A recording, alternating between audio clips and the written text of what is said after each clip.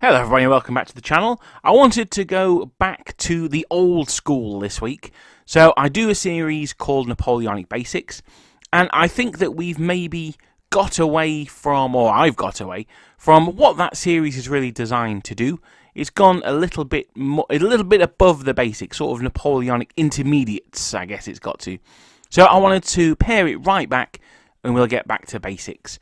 I've seen a few posts on Facebook recently, and I've had a couple of comments in my on my channel talking about unit organisation, and it's something which I wanted to cover in. Well, I've covered it in the individual army videos, but I wanted to do a video on it specifically.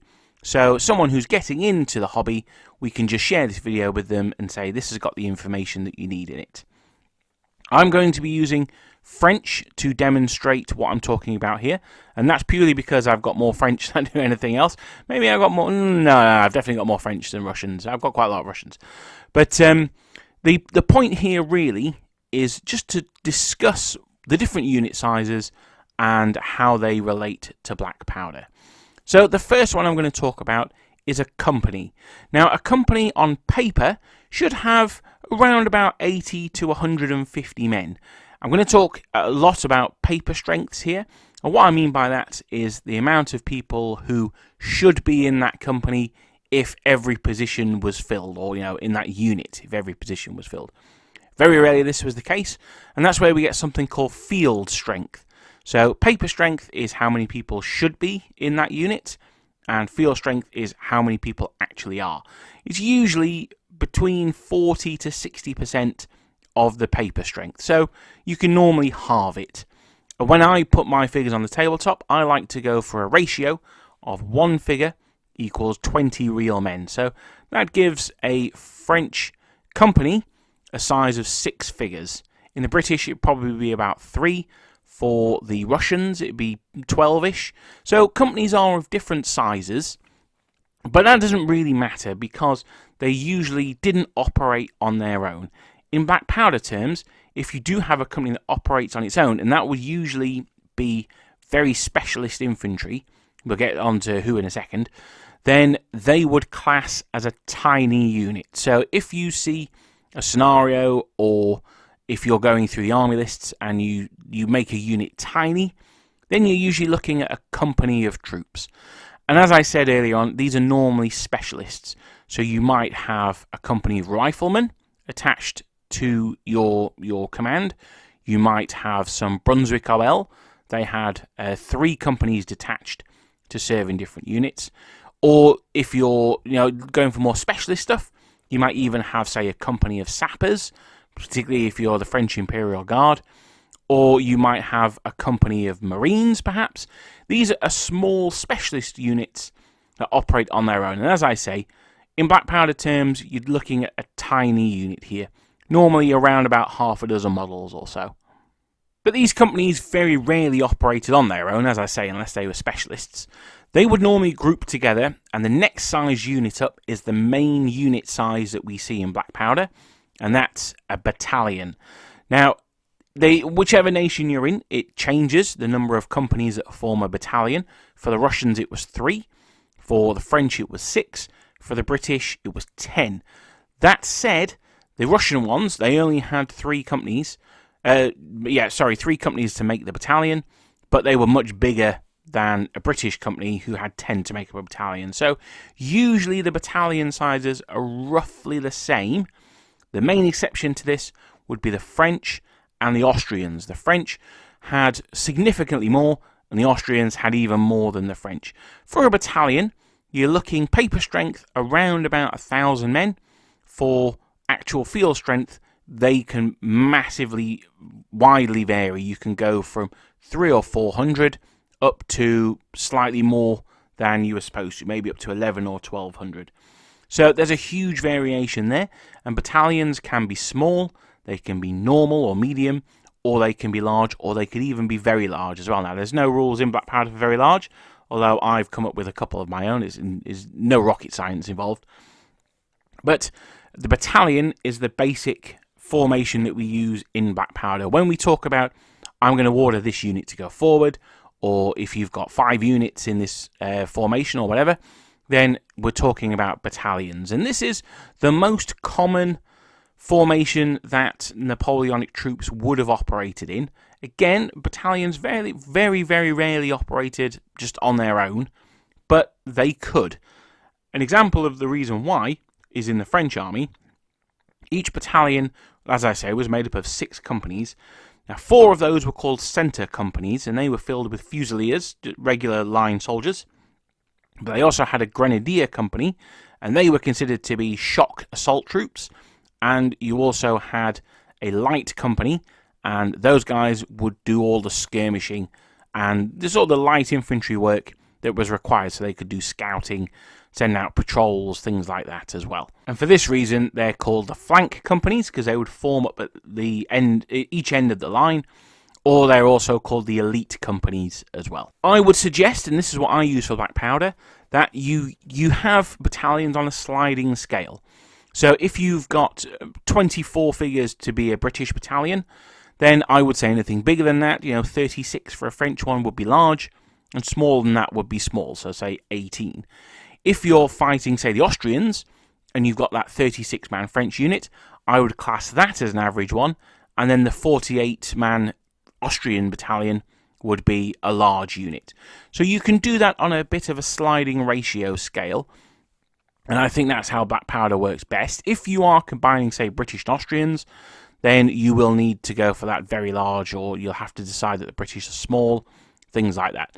So that's the next unit up is the battalion. I don't want to get into that too much, but the next unit up is the battalion. Now, something that the Russians did almost as a matter of course, and the French did occasionally, particularly in the peninsula, the British did very, very occasionally, is detach those flank companies, those elite companies, and put them in what's called a combined battalion. So the Russians did this most famously. They had combined grenadier battalions. So for instance, if you had 2 battalions of Kiev troops and 2 battalions of Moscow troops, I'm just making places up, then those 4 battalions would remove their grenadier companies and form separate grenadier battalions. These didn't always have flags, but they do in my games anyway. I usually give them one, particularly in nations that had 2 flags per battalion, like, say, the Russians did. So there was, of course, a formation above the battalion. There's formations above everything. And a number of battalions would be grouped together in what's called a regiment. I say they'd be grouped together. That's not really the way round it would be. A regiment would be made up of a number of battalions. And again, this changes from nation to nation. The British usually only had 2 battalions per regiment. The French had a minimum of 3 and a maximum of 6. The Prussians, they had regiments would usually be designated by their role. Now, a very common one for this would be to have light infantry regiments, and all the battalions in that regiment would be light infantry. One example would be, for instance, the 1st Léger, so that's the 1st light infantry in the French army. Now, these were made up, but if we take, say, the Waterloo campaign, they had 3 battalions there, and each of those battalions was made up of 6 companies, which were 4 centre companies and 2 flank companies. Now, in the French light infantry, they've got a slightly different name. The light company of light infantry are called voltigeurs, and the grenadier company of light infantry are called carabineers. Now, there's no difference between an infantry carabinier and an infantry grenadier, but I just thought I'd put it out there. I don't want to go into that too much because I don't want to muddy the waters. So you've got a company that's made up of all the same dudes, then a number of companies. In the French, it's 6, including a light company and a grenadier company. They make up a battalion. A number of battalions, let's say 3, but possibly up to 6, would make up a French regiment, and this regiment would be given a role, so it would either be line or light infantry. That's the case for all the major powers, the British, the French, the Austrians.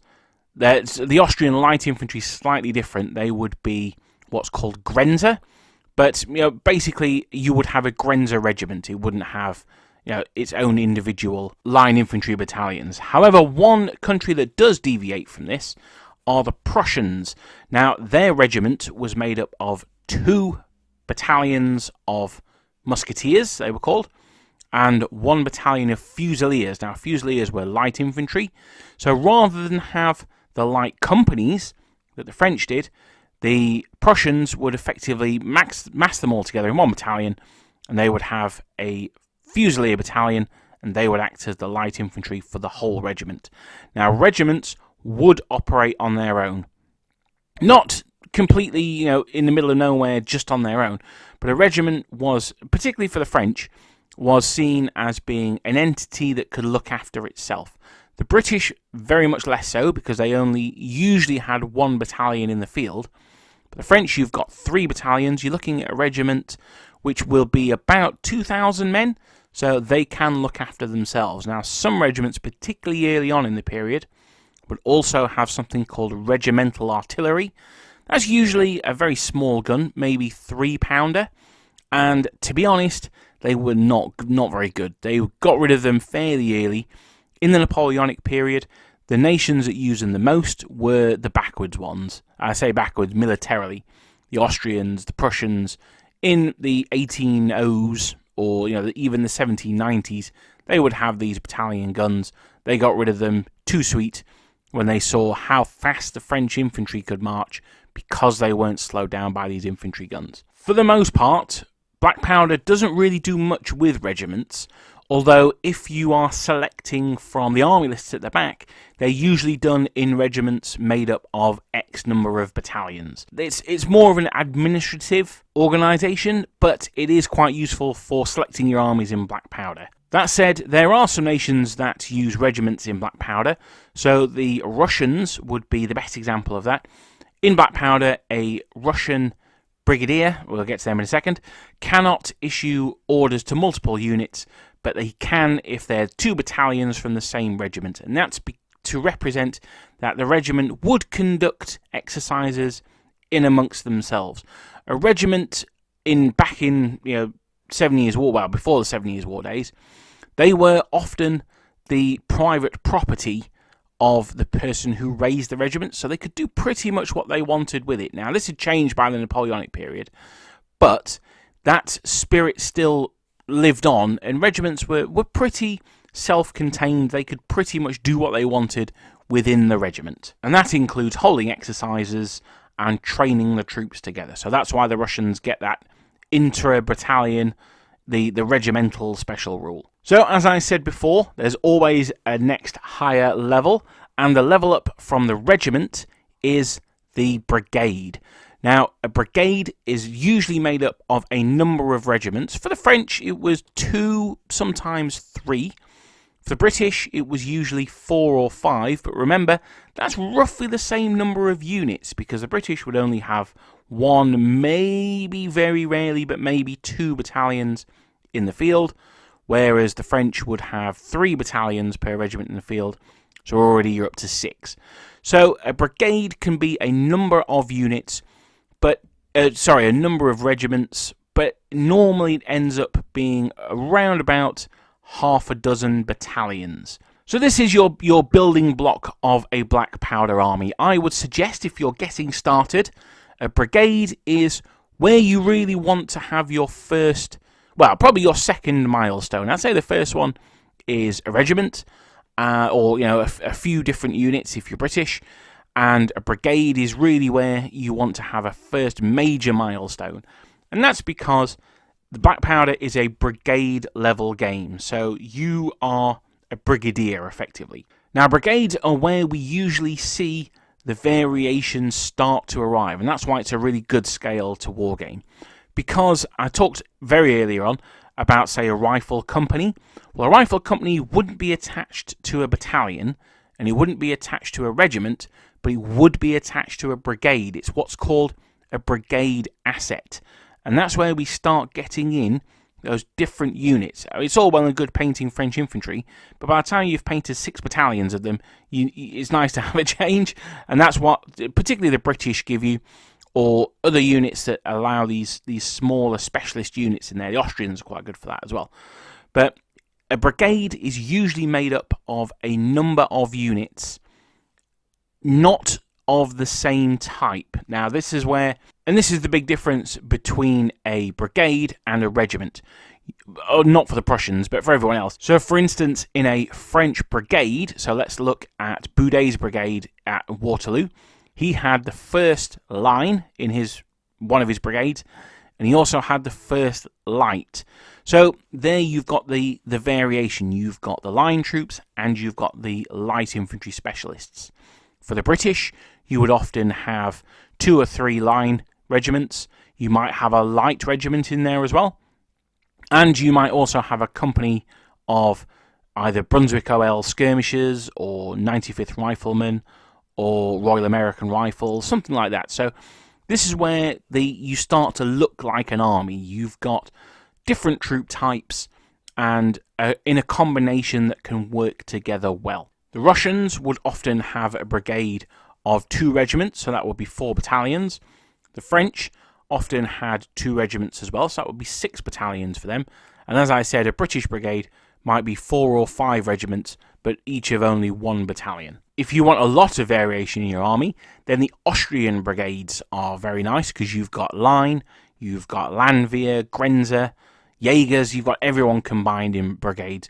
Austrian brigades are very chaotic almost.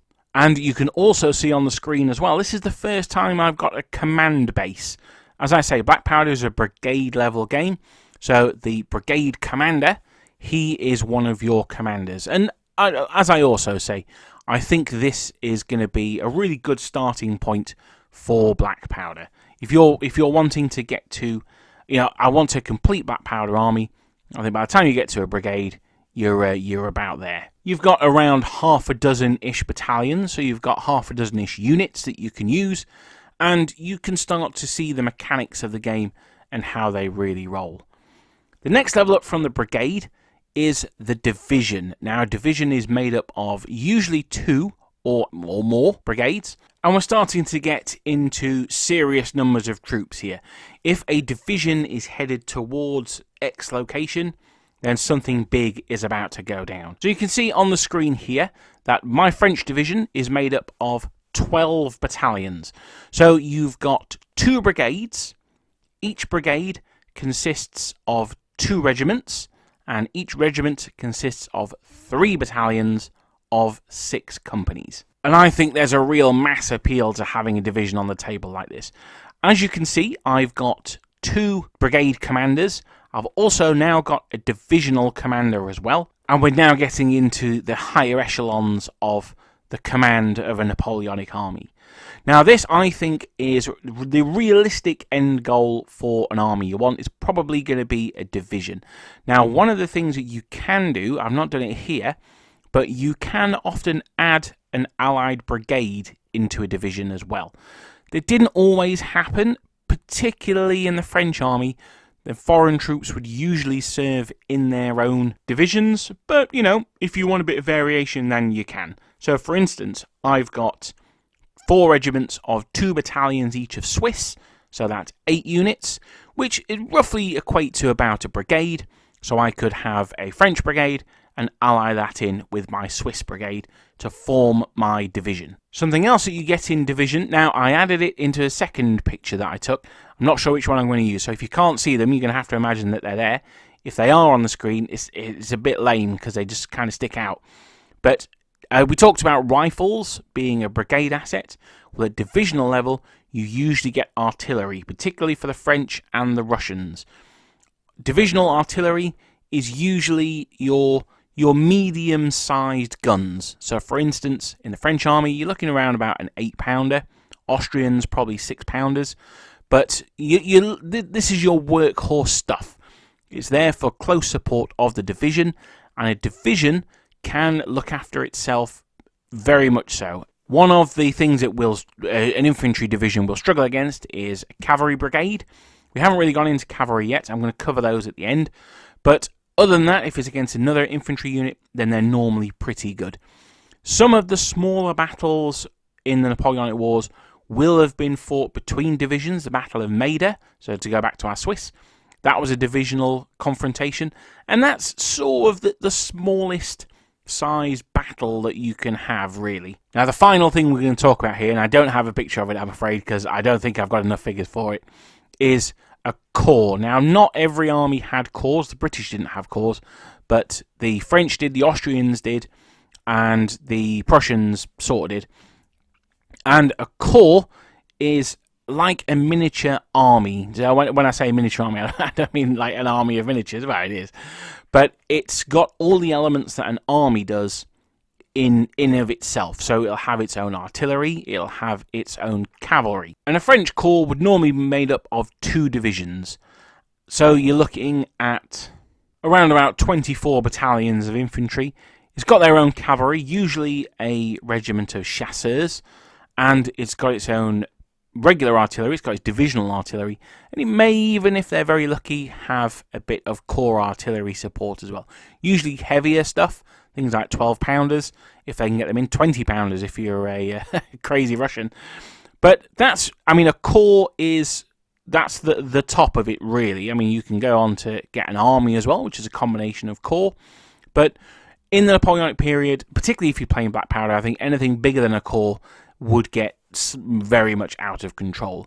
A corps is led by a marshal, so that just goes to show how important these things were. And usually they would be completely self-contained. So I think probably the most famous achievement of a corps would be the Battle of Auerstadt, which was fought at the same time as the Battle of Jena in 1806. And that is where Davout's corps basically fought the entire Prussian army and defeated them. But if you're an absolutely insaniac like me, then I think a corps would be would it? I mean, it's not unachievable, but it's a lot of dudes. It will take you a long time to collect. So that covers off the infantry. I want to touch quickly on cavalry because they're slightly different, but not so different that they need their own extra video. But cavalry, the smallest formation there, their equivalent to a company, is called a squadron. A number of squadrons, usually 4, although potentially 6 or 8 for the Austrians, would form a regiment. And those regiments would either operate independently as part of a corps. The Prussians did that a lot, or as we mentioned, the regiment of chasseurs, that would be a corps cavalry, would do that as well. But very often, particularly for the French and the British, they would be lumped together in a cavalry brigade. Think of the Light Brigade. I know that's the Crimean War, but they're quite famous. Or you've got Lassalle's Infernal Brigade. So that was 2 regiments of hussars and then occasionally guest star of a unit of chasseurs as well. And that would normally be, as I say, 2, 3, maybe 4 cavalry regiments. I wasn't going to originally, but as we're here, I may as well quickly cover off artillery as well. So artilleries you would have, usually would be formed into batteries of between 4 and 8 cannons. Usually, you'd have 3 cannons and a howitzer. So if you had 4 guns, you'd have 3 and 1, or if you had 8, you'd have 6 and 2. And the howitzers would be there to provide indirect fire, and they also allow a different style of shot to be fired as well. So they're quite useful to have lying around. Horse artillery would be very similar, although usually lighter guns and maybe only up to 6 cannons there. They did have light horse artillery howitzers, but I don't really see them very often, so I'm not sure how common they were. Rockets, a rocket troop would just be however many lunatics you could wrangle into firing rockets at you, really. Normally 2 or possibly 4 tubes for the rocket. And they would be attached to divisions, usually. They would be a divisional asset. So that's it. I wanted to keep this fairly brief. I've used a lot of terms here. If you're experiencing it, this video is probably not going to be that useful for you. If you're new, I hope you have got a lot of use out of it. It basically goes company, battalion, regiment, brigade, division, and then corps. Black Powder, a unit, is normally a battalion, very occasionally a company if they're a tiny unit like riflemen, but the game is played by putting them in the context of a brigade. If you only had 1 regiment, you'd have your 3 battalions if you were the French, and that'd be it. You wouldn't really get the ebb and flow of Napoleonic warfare. You wouldn't really be able to experience it with so few units. So I would recommend that if you're starting out, that a brigade is your main building block, the thing to achieve first, and then you increase that to a second brigade to form a division afterwards. Thank you very much for watching and making it all the way to the end. YouTube are still being a bit weird. I'm not sure what's going on with my subscribers, so if you aren't subscribed, please make sure that you are, and you turn on the notifications as well, because I'm fairly sure that not all my videos are showing up on people's feeds. I've had a massive drop-off in audience recently, which could it might just be that my videos are crap. I don't know. It seems a little strange. But thank you very much for watching, and I'll see you next time.